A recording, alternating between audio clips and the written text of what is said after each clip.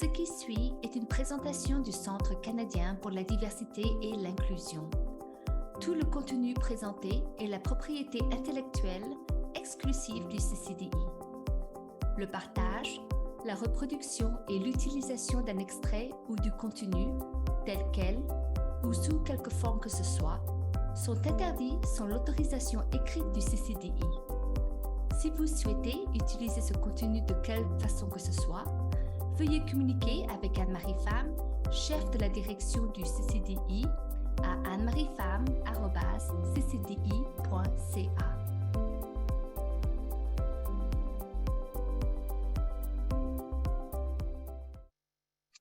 Bonjour et merci à tous de vous joindre à nous aujourd'hui. Je suis Eamon Leonard et je serai le modérateur aujourd'hui. Le webinaire Alliance, quel type d'allié êtes-vous sera présenté par Sarita Adi. Si vous êtes nouveau au CCDI, nous espérons que cette séance vous apportera une expérience d'apprentissage précieuse. Comme vous pouvez le constater, nous avons de nombreux webinaires dans les semaines à venir. Vous pouvez vous y inscrire sur ccdi.ca. Le CCDI ne peut être tenu responsable de toute réclamation, perte ou dommage de toute nature découlant de ou lié de quelque façon que ce soit à l'information fournie dans ces webinaires. Les opinions exprimées par les participants sont les leurs et ne sont pas représentatives du CCDI. Et maintenant, je vais passer le micro à notre animatrice pour le webinaire d'aujourd'hui, Sarita Adi. Merci beaucoup, Eamon. Et merci à vous de vous joindre à moi cet après-midi. Avant de commencer le webinaire, j'aimerais ouvrir ce webinaire en rendant hommage à la terre sur laquelle je me joins à vous. Donc, bien que ce webinaire vous soit présenté à travers l'Internet, moi, je me trouve, et chacun de nous, nous nous trouvons sur des terres anciennes et riches, et il est important de le savoir. En tant qu'immigrante venue s'installer au Canada, il est particulièrement important pour moi de reconnaître que le Canada est la terre de Premières Nations, des Inuits et des Métis. Ainsi, j'aimerais rendre hommage aux peuples autochtones passés, présents et d'éduquer et de contribuer à la force de ce pays.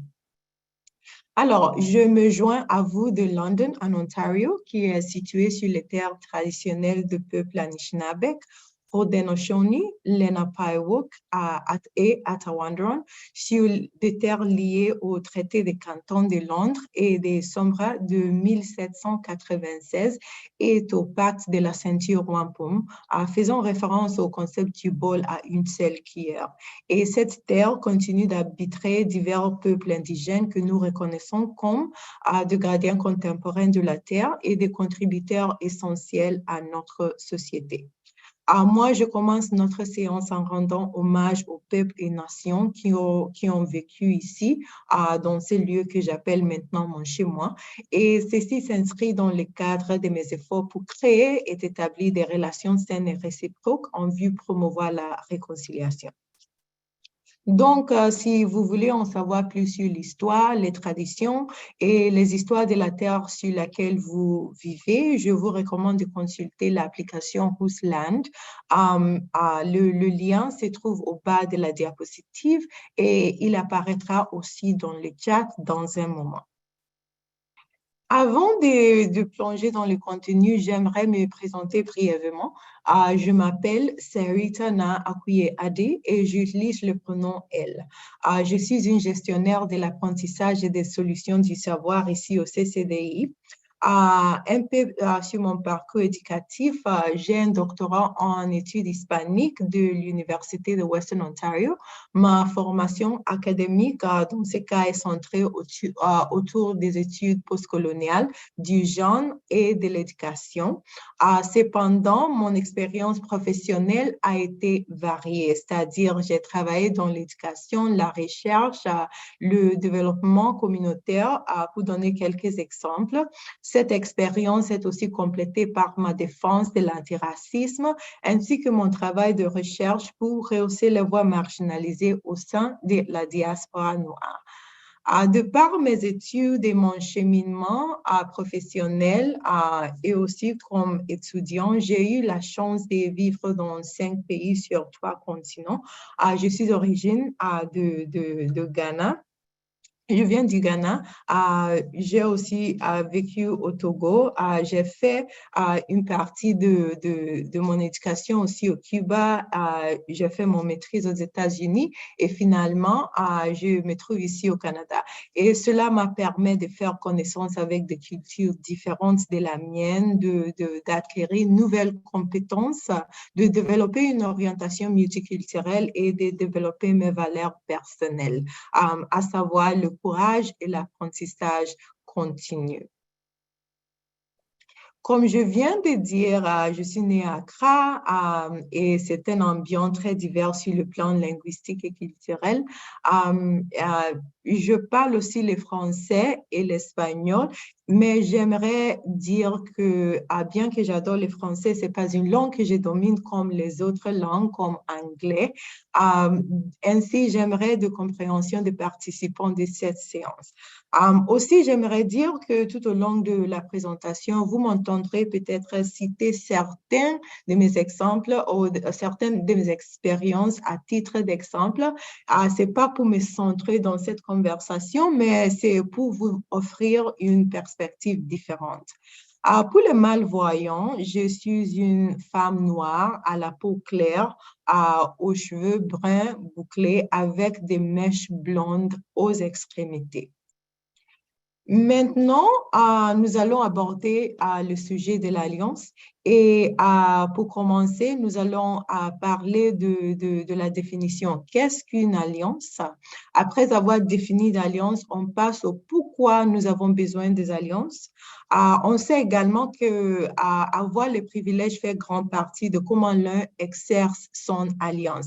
Alors, on va explorer comment un ou une alliée peut tirer parti de son privilège pour être un ou une alliée effective.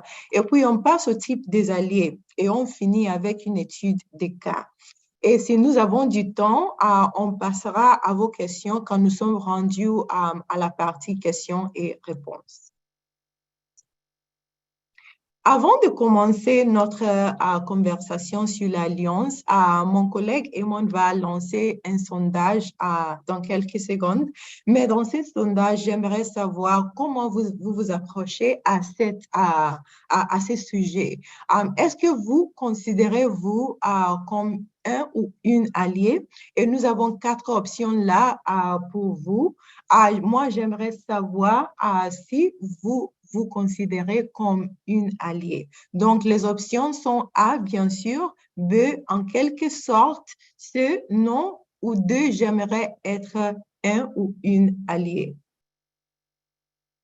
Oui, je crois qu'il y a eu une erreur. Je crois il y a 4 options, mais ils ont mis seulement 13 options. Je suis vraiment désolée. Mais vous pouvez saisir vos réponses dans le clavardage aussi. Donc, A, bien sûr, B, en quelque sorte, C, non, ou D, j'aimerais être une alliée. OK. Donc, selon ceux qui ont voté, les 3 choix que vous avez eus, vraiment désolée pour cette erreur, mais la plupart de nous a dit que nous sommes des alliés, oui. Et il y en a aussi qui disent qu'en quelque sorte, et il y a ceux qui aimeraient apprendre comment être alliés. Donc, j'aimerais vous remercier à beaucoup de vos réponses, de votre compréhension aussi. Donc, qu'est-ce qu'une alliance? Qu'est-ce qu'une alliance? La définition avec laquelle nous travaillerons aujourd'hui provient du glossaire du CCDI et est la suivante.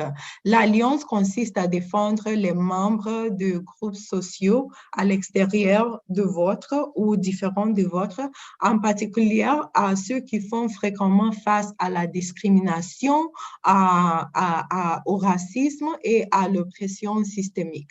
Donc, nous savons déjà, comme ce webinaire est un webinaire pour ceux qui ont les connaissances bases de l'Alliance, c'est-à-dire pour ceux qui sont au niveau intermédiaire sur le sujet de l'Alliance. Je ne vais pas repasser beaucoup de ces connaissances, de cette connaissance basique sur l'Alliance, mais j'aimerais faire 3 points importants dont nous devons souvenir au sujet de l'Alliance. Numéro 1, l'Alliance n'est pas synonyme de sympathie ou d'empathie. Elle implique une volonté de comprendre et de repousser les systèmes d'oppression, à exprimer de la sympathie et de l'empathie envers les personnes qui confrontent les préjugés ou l'injustice. Là, c'est bien, mais faire des commentaires, compatissants n'est pas vraiment d'alliance parce que les commentaires compatissants ne changent pas la dure réalité des personnes qui naviguent dans des systèmes complexes d'oppression. Ce sont les actions qui le font. Le deuxième point que j'aimerais qu'on retienne sur l'Alliance, c'est que l'Alliance est basée sur les relations et donc pour être efficace en tant qu'alliés, nous devons avoir une relation avec l'individu dont nous sommes les alliés ou le groupe ou la communauté. Une alliée est plus efficace lorsqu'il y a une relation directe avec la communauté qu'il soutient ou qu'il défend, parce que c'est à travers de cette proximité, la communauté elle-même vous dit comment elle aimerait être soutenue. Donc, si cette relation est absente, l'alliance envers une cause peut sembler générique parce que vous essayez de soutenir sans comprendre les besoins spécifiques de ce groupe. Troisième point que j'aimerais faire est que l'alliance requiert de la perspicacité. Qu'est-ce que c'est la perspicacité? La perspicacité est définie comme la capacité de voir au-delà de l'évidence, de reconnaître clairement une déclaration, une action ou une pratique discriminatoire dans le moment, à ne pas comprendre qu'une déclaration, par exemple, était une microagression jusqu'à plusieurs jours après les faits. Cette qualité se développe avec le temps, avec l'expérience. Et donc, plus nous exerçons ces jugements, plus nous pratiquons et plus nous pouvons agir mieux en alliance. Donc, nous avons parlé de l'alliance et cela nous mène à la question, qui est donc une alliée? Une alliée est une personne en position de pouvoir ou disposant de privilèges qui fait des efforts constants pour comprendre, élever, renforcer et soutenir les groupes méritant l'équité. Une alliée n'est pas un membre du groupe, mais une personne qui cherche à être solidaire d'un groupe méritant l'équité pour mettre fin à l'oppression qui les confronte. Donc, quelques points à noter au sujet des alliés. Premièrement, c'est que les alliés s'éduquent. Être un allié nécessite une auto-éducation, c'est-à-dire écouter et apprendre comment soutenir les causes des groupes marginalisés. Le deuxième point à retenir sur être allié, c'est que vous devez comprendre comment utiliser votre privilège sans le renforcer et en faisant preuve de solidarité. Et cela implique un autre niveau de auto-réflexion constamment et de conscience de ses privilèges en se tenant responsable de comprendre et de repousser les systèmes d'oppression. Le troisième point que j'aimerais faire aussi, c'est que être un allié n'est pas une destination, c'est une opportunité d'apprentissage continu. Donc ici, n'oubliez pas que si vous défendez un groupe auquel vous n'appartenez pas, il faudrait du temps pour comprendre en profondeur la personne ou le groupe, ses préoccupations, ses besoins et ses causes importantes ou les causes qu'ils tiennent chères à eux. Aussi, les alliés doivent rendre des comptes au groupe qu'ils soutiennent. Les alliés sont responsables devant les groupes qu'ils soutiennent parce que les alliés ont des relations avec ces groupes. Ils respectent les préférences des groupes méritant l'équité et sont donc responsables à eux. Par exemple, si le groupe que vous soutenez préfère utiliser l'expression personne vivant avec un handicap au lieu de personne ayant une déficience, par exemple, et c'est seulement un exemple, respectez cette préférence et soyez responsable devant la personne ou le groupe avec lequel vous êtes en relation. OK, à ce point, c'est quelque chose que nous pensons toujours. Pourquoi devons-nous pratiquer l'alliance? Pourquoi devons-nous pratiquer l'alliance? L'alliance, comme nous venons de repasser, implique un effort et une intention. Et c'est parce que les inégalités sociales ont un impact très important sur les groupes marginalisés. Donc, voyons pourquoi nous devons pratiquer l'alliance à tous les jours. Premièrement, nous devons activer notre allié parce que les inégalités sociales ont un impact négatif sur le bien-être des communautés marginalisées.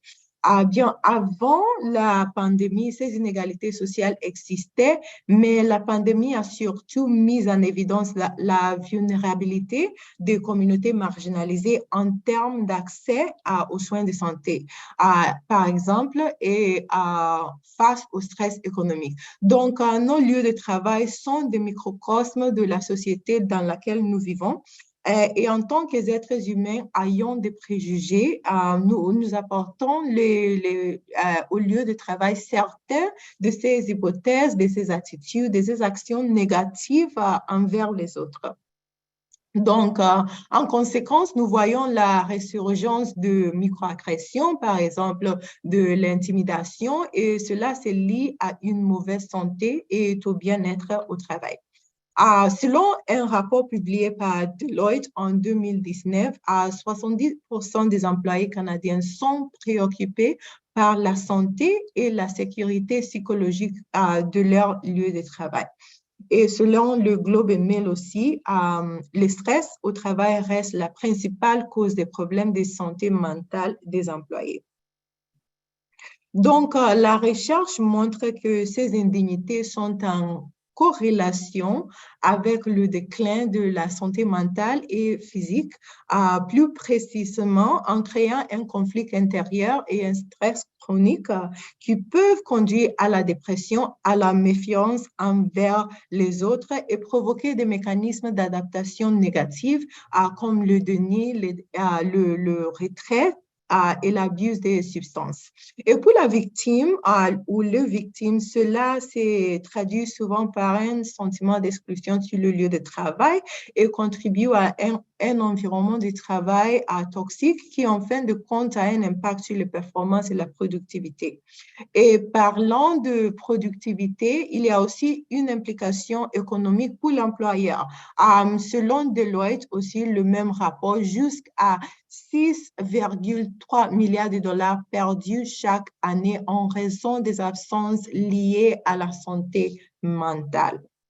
Nous devons également activer notre allié parce que la discrimination ou l'action positive, concerne les lois et l'allié ou l'alliance essaie de corriger les comportements humains.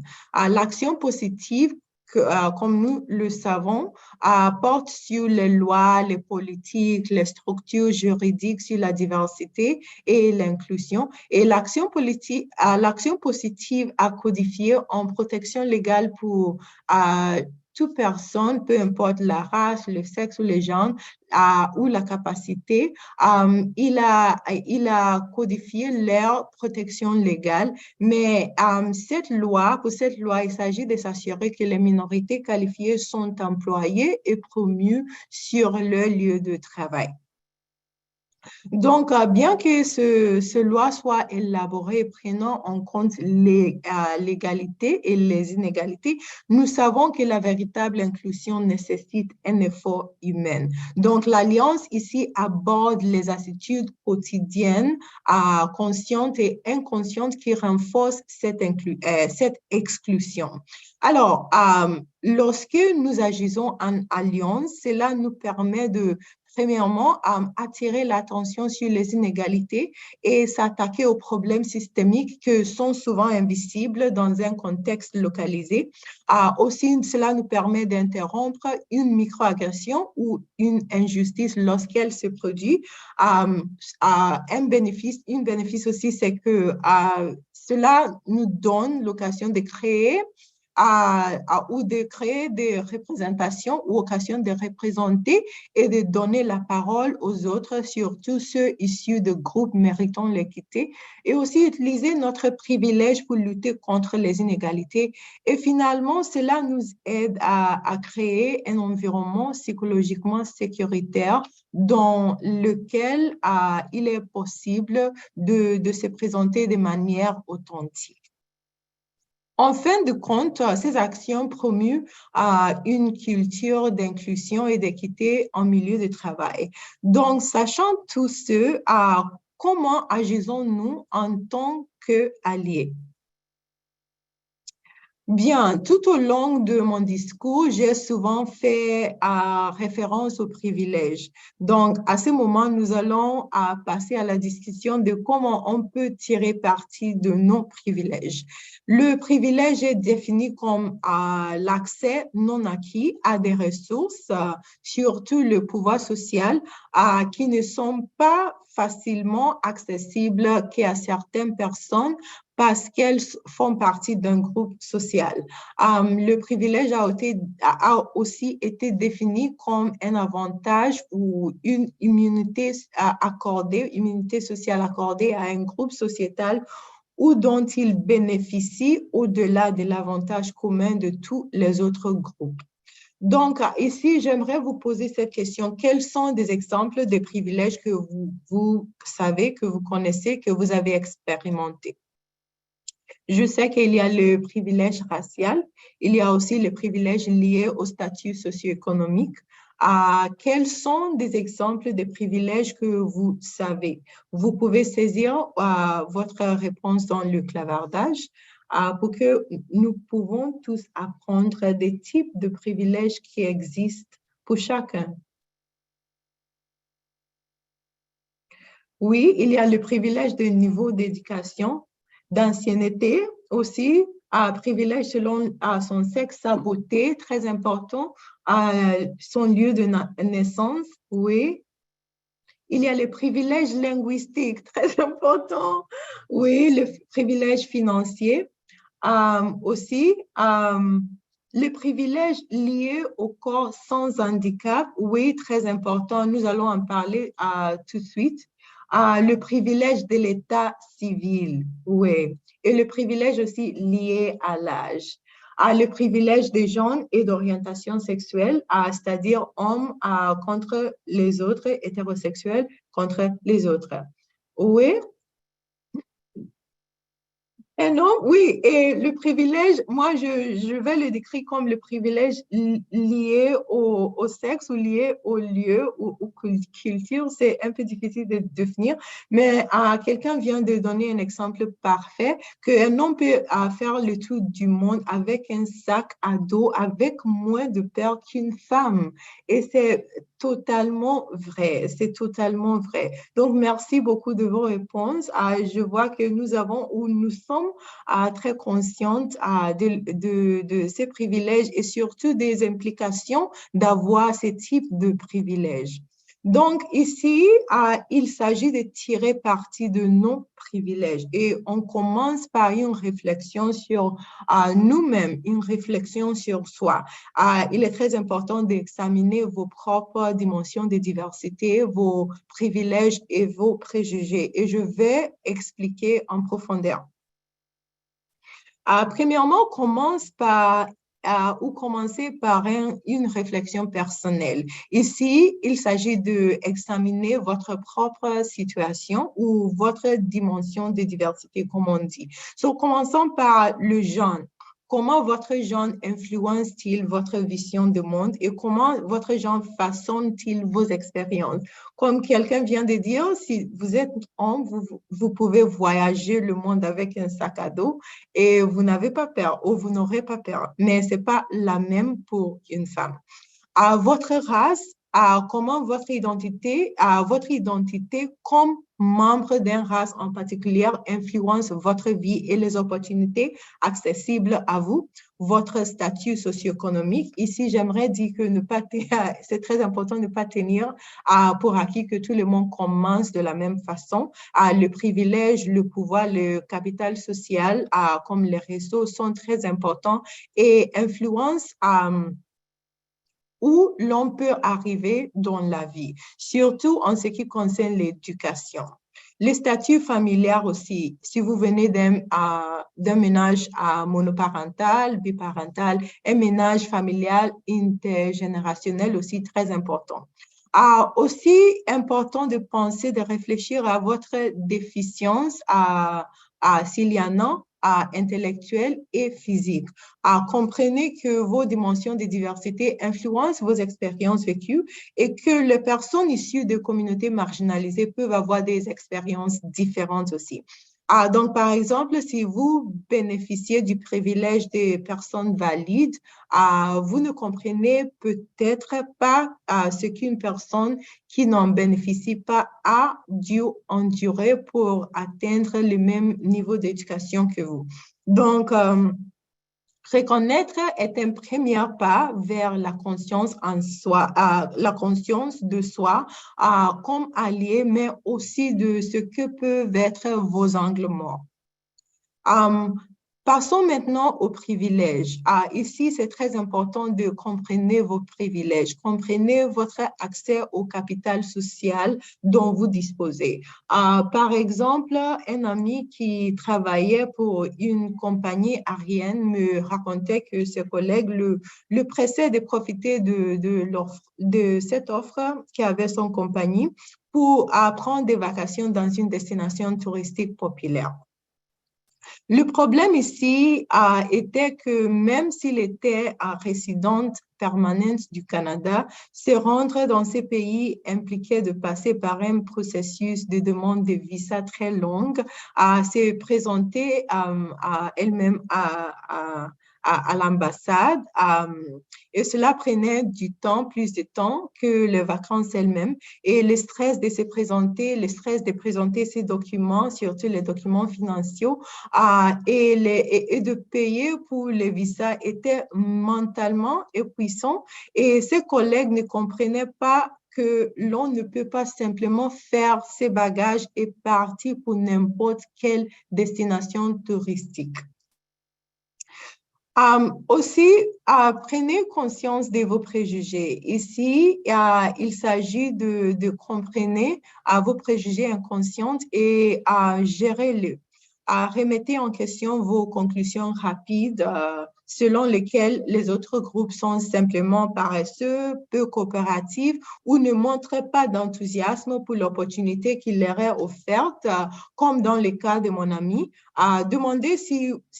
Demandez-vous si ces pensées proviennent des stéréotypes populaires à leur sujet ou il y a d'autres informations qui vous manquent pour faire une conclusion correcte de cette situation. Finalement, faites un inventaire de vos forces personnelles, c'est-à-dire vos compétences, vos ressources, les ressources que vous avez, vos capitales sociales, vos capacités, vos talents. Donc, faites cet exercice en gardant cette question à l'esprit. Qu'est-ce que j'ai qui peut m'aider à être un allié? Et enfin, informez-vous. Il existe plusieurs ressources sur l'Internet pour vous aider à vous informer sur les problèmes sociaux auxquels sont confrontés les groupes méritant l'équité. Si vous vous méfiez de Google, vous pouvez vous adresser aux organisations à but non lucratif de votre ville ou de votre région. qui défendent les intérêts de ces groupes et apprendre d'elles. Aussi, éduquez-vous également pour comprendre comment votre comportement ou votre silence peut nuire aux autres. Dans cet exercice de conscience de soi nous permet de nous décentrer du groupe avec lequel nous cherchons à nous associer. Donc, en ayant ces niveaux de conscience de soi, on se présente avec plus de confiance concernant la façon dont on veut se montrer en tant qu'allié. Donc, que puis-je faire en tant qu'individu pour être un allié effectif? Donc, parlons maintenant au type des alliés. Passons maintenant au type des alliés. Bon, nous savons qu'il n'y a pas de formule unique pour parvenir à l'alliance et la façon dont une personne se présente comme allié dépend de ses privilèges, dépend de ses intérêts, aussi de sa propre dimension de diversité, de ses capacités, de ses compétences, ainsi que du contexte. Donc, quel est le rôle d'une alliée? Donc, nous avons le promoteur ou la promotrice. C'est une alliée qui utilise ses atouts pour soutenir les collègues du groupe méritant l'équité. Nous avons aussi l'érudite. L'érudite est la personne qui s'efforce de comprendre les défis auxquels font face les groupes marginalisés. Il y a aussi le confident ou la confidente. C'est une personne qui crée et préserve des espaces sécuritaires pour les membres de groupes sous-représentés. Il y a aussi le ou la championne. Cette personne donne volontairement la parole à des collègues de groupes méritant l'équité. Il y a le ou la militante et cette personne utilise sa position privilégiée pour traiter les omissions injustes et les exclusions de collègues sous-représentés. Il y a aussi l'amplificateur ou l'amplificatrice. Cette personne agit dans le cadre de communication et il ou elle veille à ce qu'un large éventail d'opinions soit pris en compte dans la prise des décisions. Et il y a aussi le ou la défenseur. Et c'est une personne qui repousse et agit contre les actes répréhensibles lorsqu'ils se produisent. Donc, voyons ce que chaque type d'allié, comment chaque type d'allié agit dans différentes situations. Donc, le premier type d'allié qu'on va voir, c'est le promoteur ou la promotrice. Le promoteur ou la promotrice est une alliée qui utilise ses atouts pour aider les collègues du groupe méritant l'équité à progresser dans leur carrière. Cela vient de la reconnaissance que le capital social est une forme de privilège et l'utilisation de ce capital aide les autres. Donc, un exemple de comment l'un peut agir comme promoteur ou promotrice, c'est de mettre en relation des collègues ou employés avec les personnes de son réseau pour les aider proactivement à leur ouvrir de possibilités ou à acquérir de nouvelles compétences.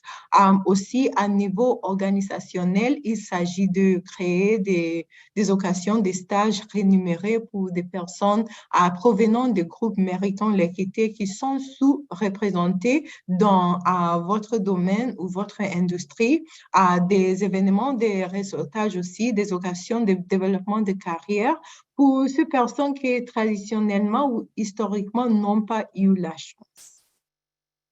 Un exemple de ces niveaux, à niveau organisationnel, est le programme de stage en restauration pour la diversité créé par le Musée des Beaux-Arts du Canada. Et ces programmes visent à accroître la représentation des professionnels de diverses communautés. Il est dédié aux étudiants autochtones et noirs et aux étudiants d'autres communautés culturelles de partout au Canada. Principalement, c'est conçu pour fournir le meilleur départ possible aux étudiants qui veulent faire carrière en restauration, en leur permettant de développer un réseau avec des professionnels dans le domaine qui ont de l'expérience dont ils peuvent tirer parti tout au long de leurs études et de leur carrière. Le deuxième type d'allié qu'on va voir, c'est l'érudite, qui est une érudite. Une érudite est une alliée qui apprend à comprendre les défis auxquels font face les groupes marginalisés et peut-être à partager ses connaissances. C'est un effort conscient de ne pas alourdir les marginalisés, de nous éduquer constamment sur les inégalités auxquelles ils ou elles sont confrontés régulièrement. Donc, un exemple de comment une alliée peut agir comme érudite est de créer et faire circuler un dossier de ressources sur la création d'un espace psychologiquement sécuritaire pour les personnes ayant des identités sexuelles diverses. Aussi, faire des recherches pour comprendre si les employés ou les collègues se sentent vus ou entendus dans leur lieu de travail. Un érudite ou une érudite aussi travaille ou peut travailler en partenariat avec des institutions pour aider à éduquer ou à sensibiliser les gens sur la stigmatisation sociale vécue par les groupes méritant l'équité. Passons maintenant à la confidente ou le confident. Une confidente est une alliée qui crée et préserve des espaces sécuritaires pour les membres de groupes sous-représentés. Et cela vient de la compréhension que les lieux de travail ou sont des microcosmes de la société dans son ensemble et peuvent être psychologiquement dangereux pour les gens marginalisés. Donc, cela commence à être confidente commence par soi. Il est très important ici d'être vous-même une personne crédible, c'est-à-dire une personne sûre à laquelle les autres peuvent se confier. Il s'agit aussi de créer l'espace ou les espaces pour que les personnes sous-représentées partagent leurs frustrations, leurs craintes et le soutien dont ils ont besoin. Deux points que j'aimerais faire sur le ou la confidente, c'est qu'il est très important de croire aux expériences des autres. Croire et ne pas rationaliser, ne pas minimiser ou insérer des opinions ou vos propres expériences ou les expériences d'autres personnes avec des dimensions de diversité similaires. Ne présumez pas que quelqu'un ou quelque chose ne pourrait pas arriver simplement parce que vous ne l'avez pas vécu personnellement. Écoutez et posez des questions lorsque quelqu'un décrit une expérience que vous n'avez pas vécue. Ne vous lancez pas dans des histoires personnelles. Et aussi, si vous êtes une gestionnaire, tenez régulièrement des heures de bureau pour encourager tous les membres de votre équipe à discuter avec vous des problèmes qui les préoccupent. Vous pouvez aussi désigner ces réunions comme individuelles ou comme sûres ou confidentielles pour s'assurer que tout ce qu'on discute, tout ce dont on parle dans ces réunions reste dans le réunion. Passons maintenant aux championnes. Le ou la championne. Une championne, dans ce cas, c'est une alliée qui s'en remet volontairement à des collègues de groupes méritant l'équité lors de réunions, de conférences, d'affectation organisationnelle et des projets. Les championnes repoussent à qu'on réinvente à quoi ressemble l'expertise dans notre industrie, notre domaine ou notre organisation. Par exemple, recommander une collègue qui aimerait avoir une chance de participer à un projet, un événement ou une affectation, ou promouvoir la visibilité de groupes sous-représentés dans des événements organisationnels et publics. Parlons maintenant de militantes. Je crois que les militantes sont les plus populaires ou les plus connues de type des alliés.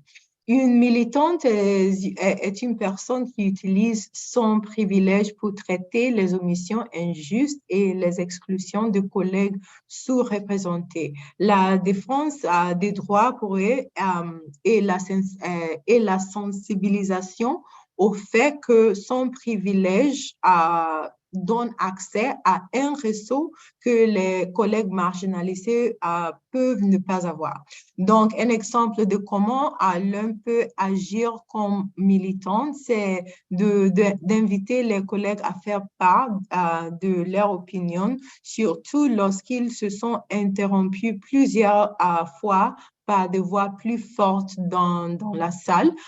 Aussi, utiliser son pouvoir et son influence pour inviter des pairs de groupes marginalisés à des réunions de planification stratégique ou à des occasions de perfectionnement des carrières, à des conférences ou à collaborer à un projet. Parlons maintenant de l'amplificateur ou l'amplificatrice. Et cette personne est là qui veille à que la représentation au sein de la communication veille à ce qu'un large éventail d'opinions soit reprise en compte ou soit prise en compte, dans la prise de décision. Donc, les amplificateurs comprennent que les groupes sous-représentés sont souvent exclus de conversations importantes et ils tentent de corriger cela. Donc, un exemple de comment on peut agir comme amplificateur ou amplificatrice, c'est d'aviser la direction de voix manquante dans une embauche de politique et demander que leur avis et leur point de vue soient considérés.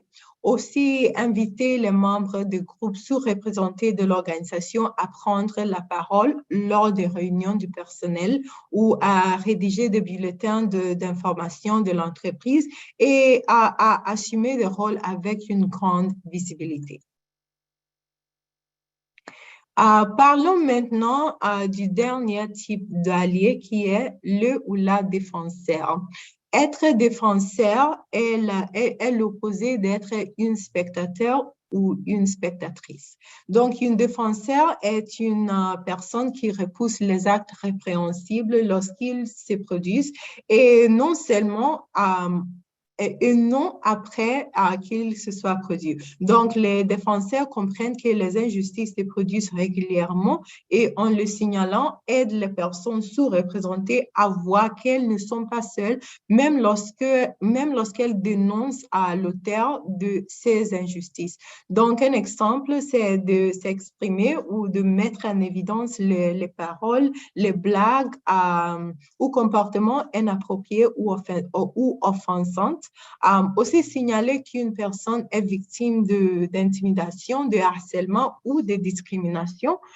Et aussi arrêter les commentaires et les questions hors sujet destinés à mettre une présentateur ou présentatrice mal à l'aise. Donc, ce sont que des exemples de comment l'un peut agir comme défenseur. À ce point, j'ai beaucoup parlé et j'aimerais aussi écouter vos idées de comment l'un peut agir comme allié dans de cas spécifiques ou dans ces cas. Donc, nous allons maintenant travailler à une étude de cas. Et voici la situation. Donna, la gestionnaire des soins de santé de votre lieu de travail, vous a confié qu'elle pourrait être congédiée.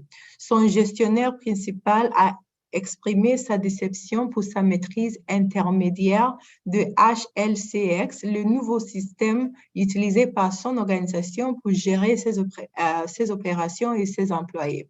Vous avez récemment collaboré à 2 projets avec elle et vous avez découvert que même si elle s'appuyait sur un processus manuel pour accomplir son travail, elle était extrêmement qualifiée et un pilier important dans son service. La direction a récemment annoncé une politique qui donne à chacun 2 semaines pour être hautement compétente dans le nouveau système. Malgré ses 20 ans d'expérience dans l'administration des soins de santé, Donna a peur d'être licenciée. Si cela se produisait, ce serait une grande perte pour votre organisation ainsi que pour les groupes minoritaires qui comptaient sur les services qu'elle leur fournit. Donc, prenez 1 minute pour réfléchir et dans votre réflexion, gardez cette question à l'esprit. Comment démontreriez-vous votre alliance envers Donna? Comment allez-vous agir comme allié envers votre collègue Donna? Donc, ici, j'aimerais beaucoup que vous partagez votre réponse dans la boîte de clavardage. Je vais ouvrir la boîte maintenant pour voir si vous avez déjà commencé à rendre vos réponses. Donc, comment ou à garder à l'esprit les différents types d'alliés, comment est-ce que vous pouvez répondre à cette situation comme allié de Donna? Je vais donner quelques minutes. Moi aussi, j'ai mes réponses, mais j'aimerais voir les vôtres avant de partager avec vous mes réponses. OK, quelqu'un dit en faisant la promotion du talent de Donna auprès de son superviseur. Oui, très bonne réponse. Partager nos préoccupations avec d'autres collègues ou même les gestionnaires. OK. Identifier une personne à l'interne ou dans l'équipe qui maîtriserait le système et qui serait à même de l'accompagner pour atteindre le niveau requis. Oui, très important. Je crois que quelqu'un a déjà saisi l'une de mes réponses à cette situation. OK, comme amplificatrice, informer la direction de ce que vous avez constaté de son travail. Oui, très important.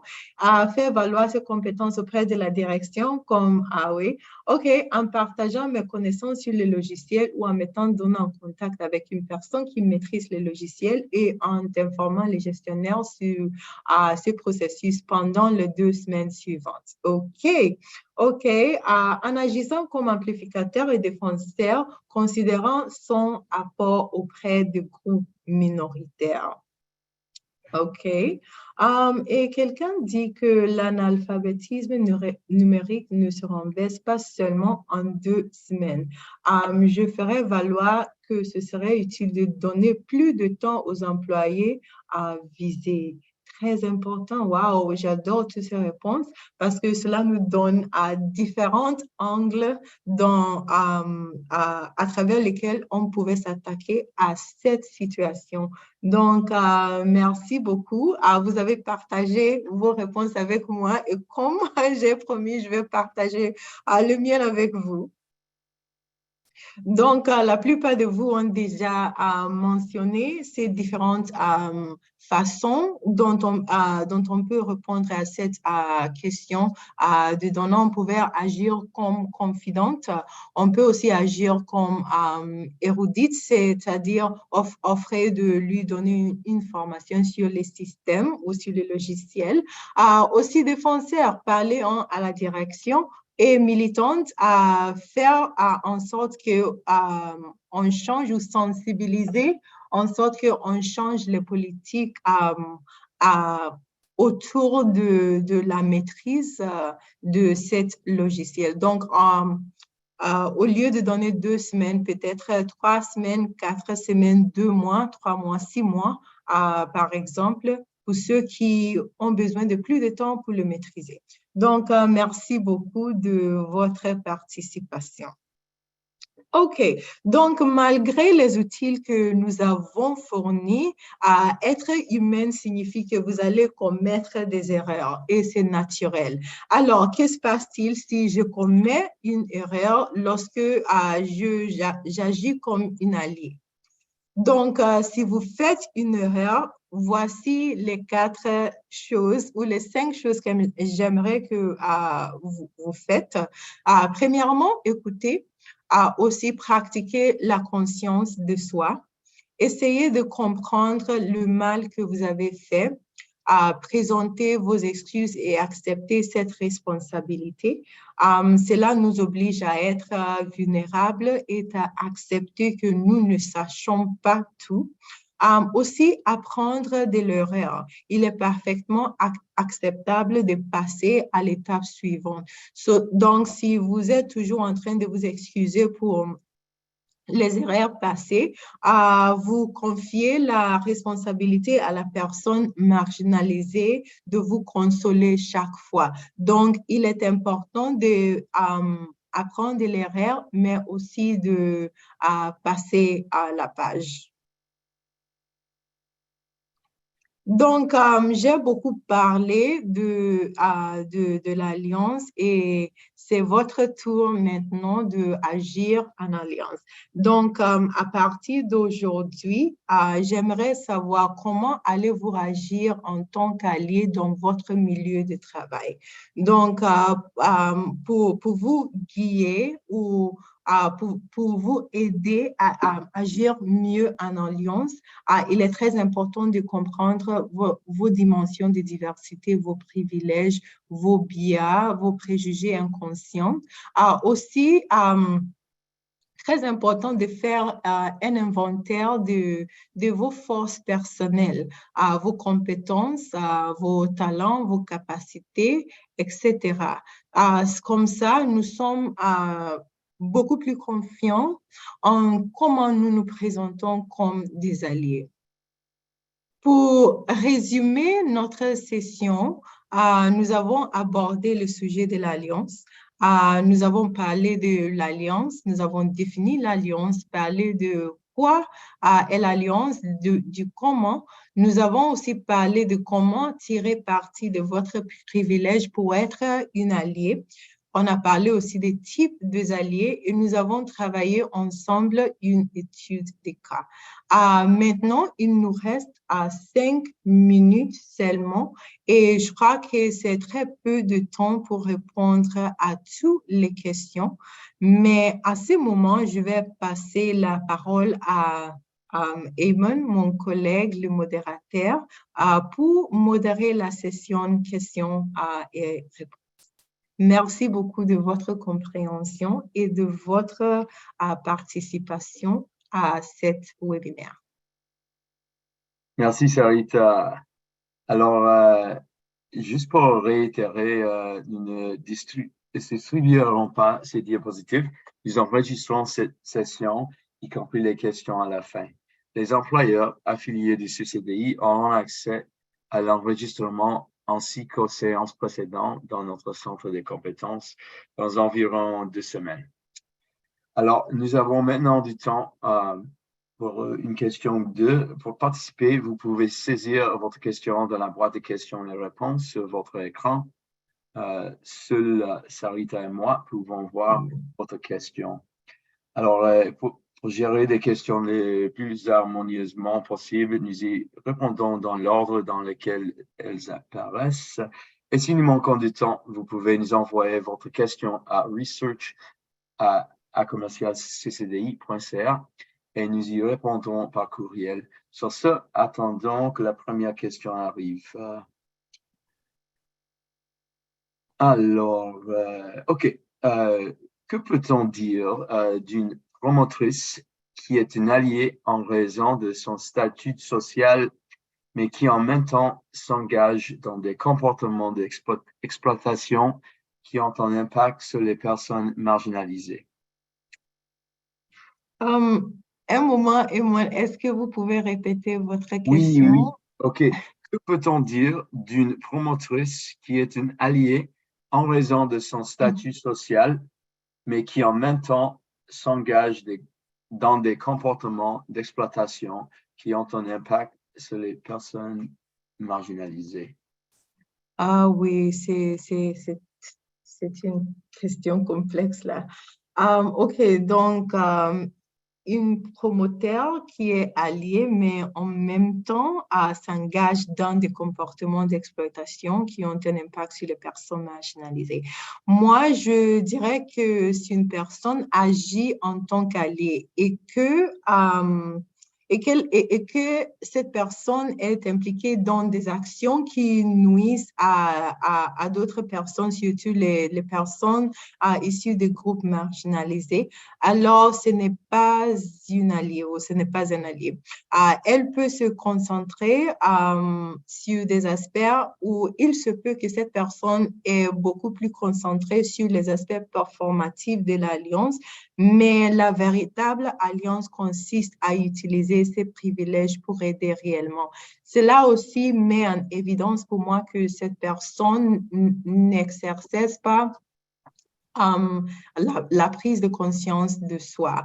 Cette personne ne fait pas le devoir interne, l'autoréflexion dont nous devons tous faire de nos privilèges, de nos actions pour véritablement évaluer comment nos actions affectent les autres personnes ou les groupes dont nous voulons aider. Donc, c'est très complexe ici, mais moi, je dirais que cette personne n'est pas un allié parce que vous ne pouvez pas prétendre d'aider des personnes en même temps les faire mal.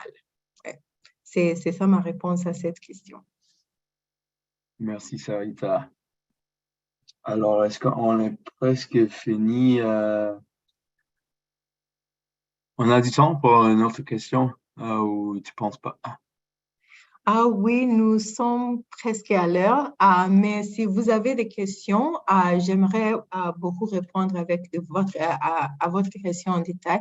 Donc, vous pouvez nous envoyer un courriel à research@ccdi.ca, et je serai heureuse de vous répondre avec beaucoup plus de détails.